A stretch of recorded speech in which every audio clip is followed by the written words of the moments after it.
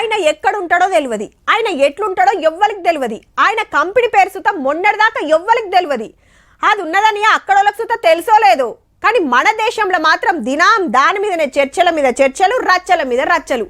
ఎక్కడనో ఉండి అగ్గి పుట్టిస్తే చల్లటి చలికాలంలో సుత గరం గరం నడిచిన ఈ దేశ రాజకీయాలు.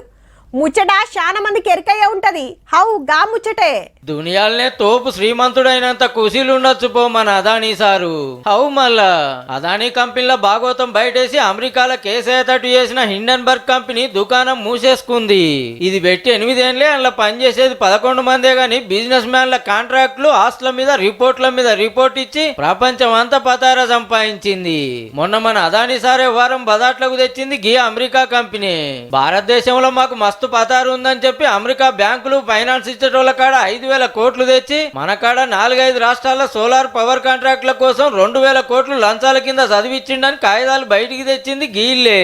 అమెరికాలో కేసయ్యే వరకు మన దేశంలో ఢిల్లీకి వెళ్లి గల్లీ దాకా లొల్లైంది, పార్లమెంట్ లో రచ్చ నడిచింది, స్టాక్ మార్కెట్ దివాలా తీసింది. మరి ఇంతల్నే ఏమైందో ఏమో, మేము చేయాల్సిన పనులు ఒడిచినాయి, కంపెనీ మూసేస్తున్నాం, మాకెవ్వరు ధమ్కి ఇయ్యలే, మా ఇష్టంతోనే ఆపేస్తున్నాం అనుకొచ్చిండు హిండెన్బర్గ్ ఓనరు. ఈ ముచ్చట ఎప్పుడే ఆలస్యం, మన తాన అదానీ కంపెనీల షేర్లు ఆకాశం మీద కురికినాయి. లేలే ఆ కంపెనీ బంద్ చేసినా కేసే నడుస్తుంది అంటారు కాంగ్రెస్ వాళ్ళు. घोषणा की है कि वो रिसर्च संस्था वो बंद करने वाले हैं. इसका माने ये नहीं है कि मोडानी को एक क्लीन चिट मिला है. మరి వెనకాల ఏం జరిగిందో తెలియదు కానీ చాలా మంది అంటుంది ఏంటంటే అదానీతో పెట్టుకుంటే అట్లుంటది మళ్ళా.